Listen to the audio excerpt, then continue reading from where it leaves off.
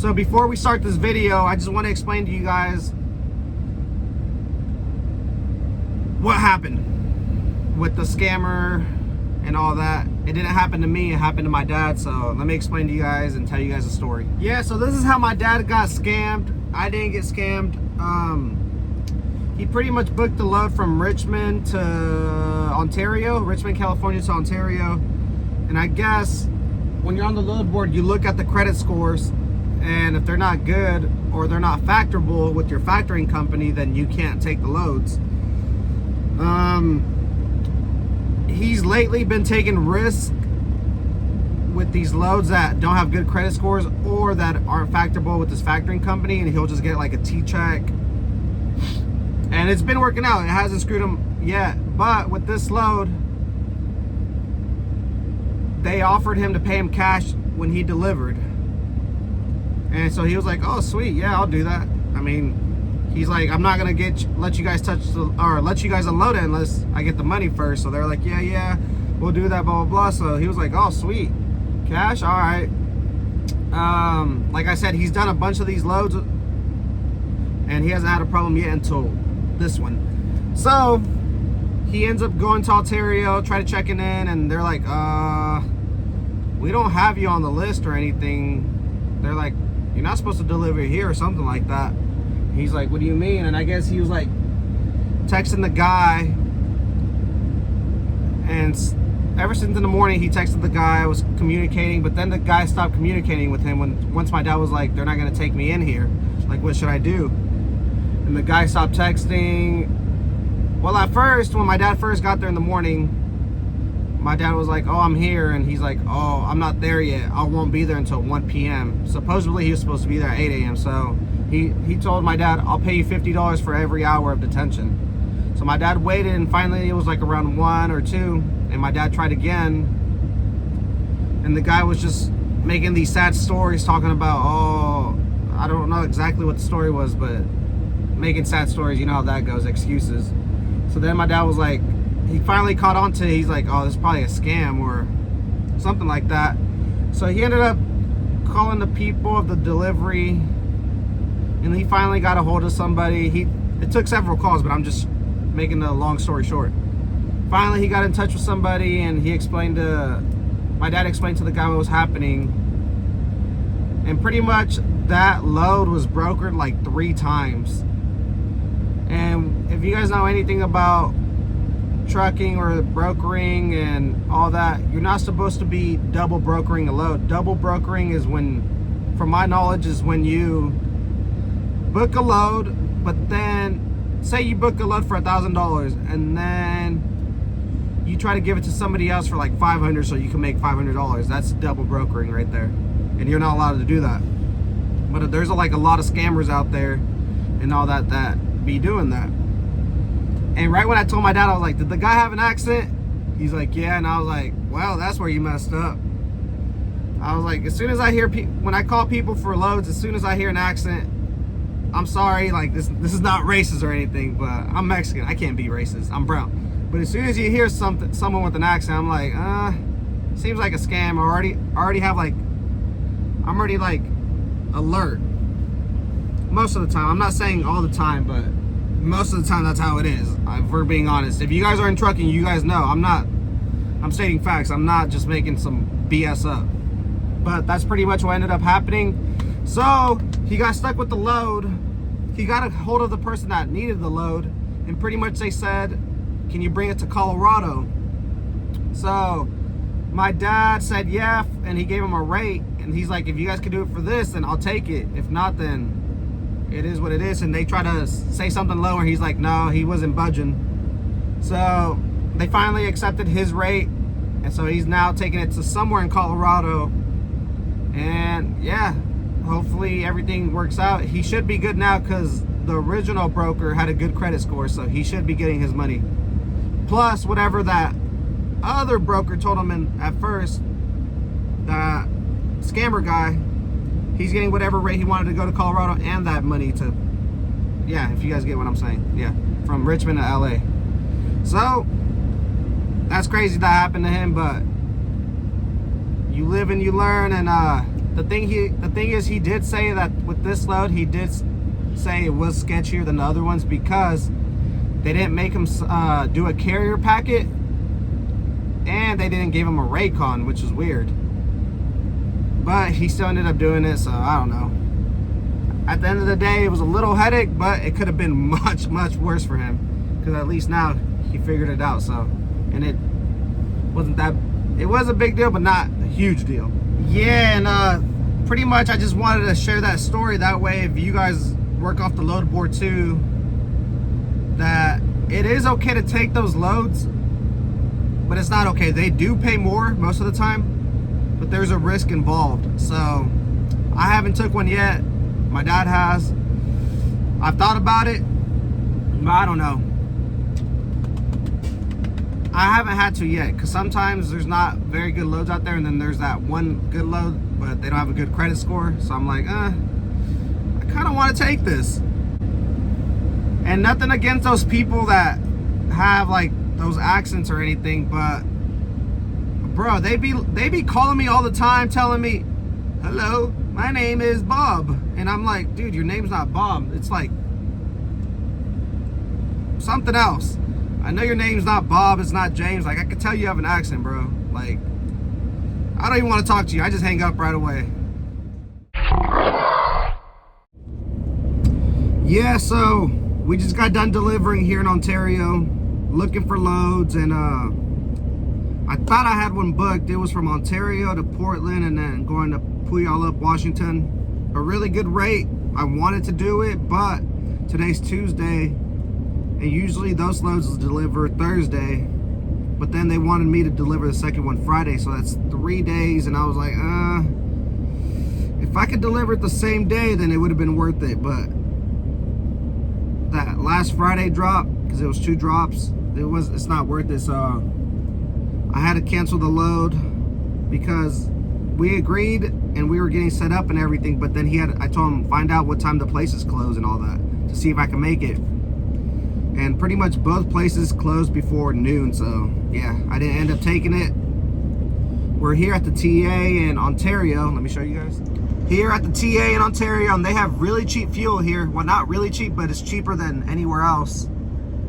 And yeah, we're still looking for loads again. It's 10 a.m. and see if we can find something good, man. If not, we're gonna be waiting all day. But they did unload us pretty fast. Well, not pretty fast, but at a good time.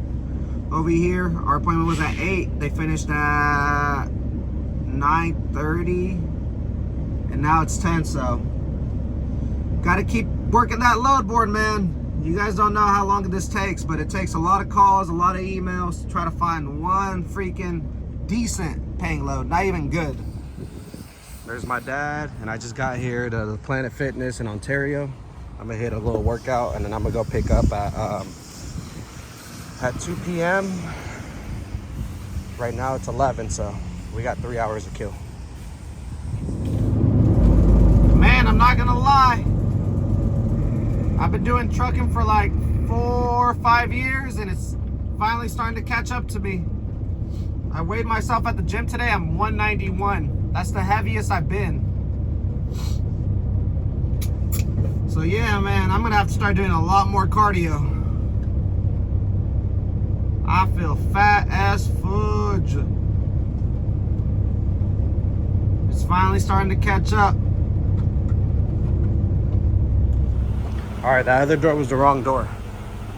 This is the right one.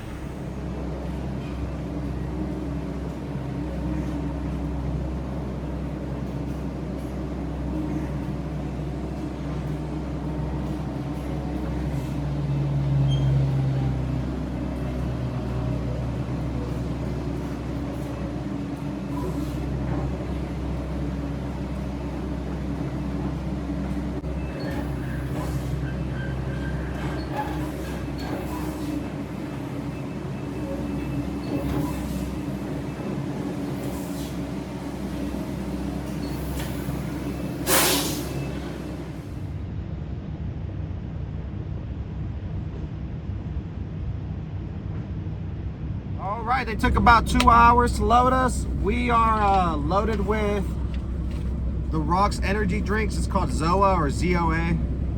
I've actually never had the Rocks energy drink, surprisingly, because I've had a lot of energy drinks.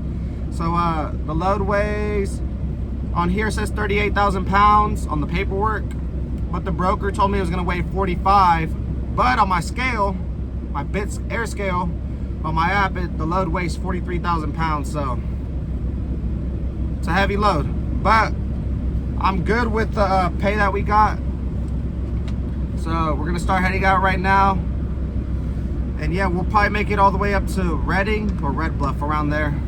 And then we'll take our 10-hour break and then we'll head to Sumner, Washington and deliver this load at the Costco, baby. Man, my windshield is super dirty, but we made it here to Redding. We'll probably, we got 10 hours and 15 minutes left to drive. We'll start driving tomorrow around 12 noon because right now it's 2 a.m. And there's a Planet Fitness because we're behind of a Goodwill right now, parked. And there's a Planet Fitness about a quarter mile. So we'll walk there in the morning.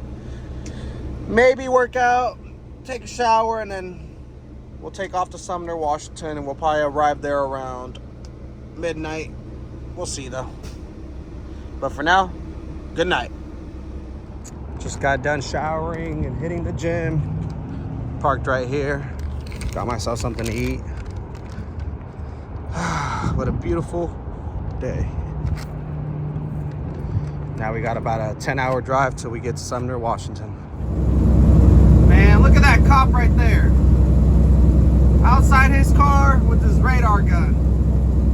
I was trying to get out. I don't know if you guys saw him. Man, they're hungry out here over here in Redding. Over here heading north by the exit Fondale. I swear in the mile radius I've already seen 2, 3, 4, 5 CHPs just on standby ready to pull someone over. Man, oh man, I just had a blowout. I'm gonna have to get out right now and pull out my triangles.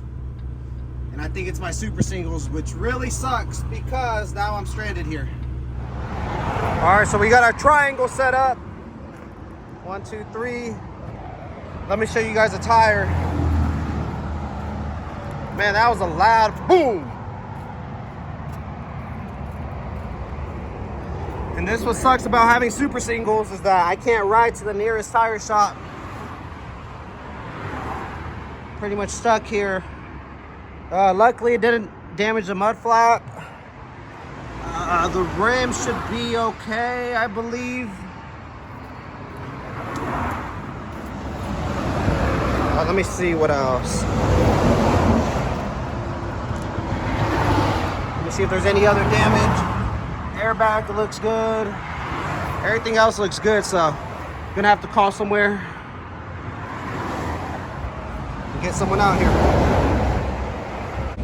Holy moly, the TA in freaking, I forgot where, but the TA is trying to charge me. They gave me a rough estimate, $650 just to come change a tire. Doesn't even include the tire. Bruh, that's crazy. But I called this other place and they said they would call me back. But I told TA, yeah, come, but I'm waiting to hear from this other place. That way I can try to cancel on the TA. The thing is, I don't want to cancel and then wait even longer because I need to make it to this appointment. This load delivers at 5 a.m. tomorrow in Sumner, and I'm still 3 hours and 30 minutes away, and I don't got a lot of time to waste, I'm not gonna lie. So man, if this other person doesn't call me back, then I'm gonna have to go with the TA because I need to make this load.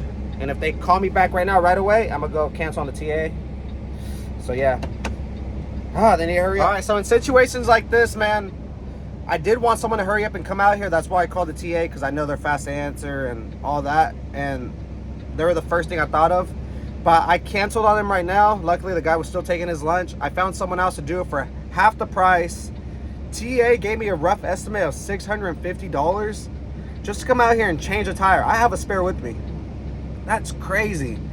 So then I kept calling around, but I didn't want to lose my spot with the TA. So found someone to do it for $360. Yeah, $360. So Still expensive, but hey, saved myself like $300. So the guy should be here in 25 minutes. So he's coming even faster. So it's all good. Hopefully my room's still good. It should be. And I'm gonna go get my spare out of my trailer right now. Got my spare underneath here. About to pull it out. Everything good? Yeah, tripping is 36 days. Oh, okay. This is being recorded. Okay. I was just stopping out to see how you guys were doing. Okay, yeah. I saw you pulled over with your flashers, so. Yeah. Sucks that it happened right here, but. Yeah. I hate when it's on the side of the freeway like this because all these trucks fly by. It's a bad spot, right? But looks like you guys got it under control. Yeah, so CHP just came and just checked it out, see what happened. Guy was pretty cool. He said he'll stay behind me with his flashers on, his lights on, so that way we're extra safe and no one hits us and stuff like that. So cool cop right there. All right, we got it put on. Time to roll. Look at this.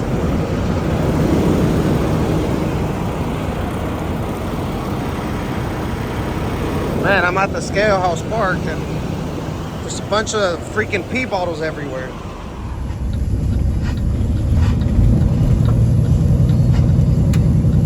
We're right here pulling up to the Costco.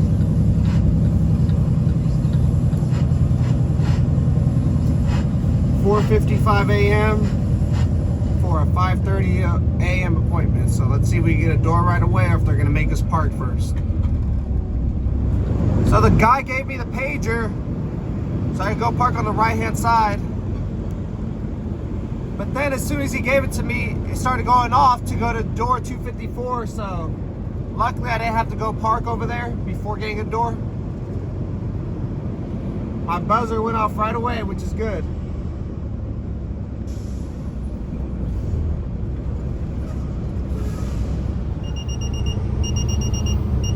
So we just got done.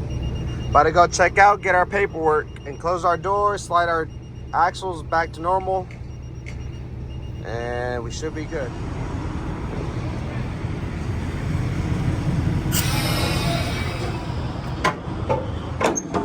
Thank you guys for watching. Don't forget to like and subscribe. See you on the next load.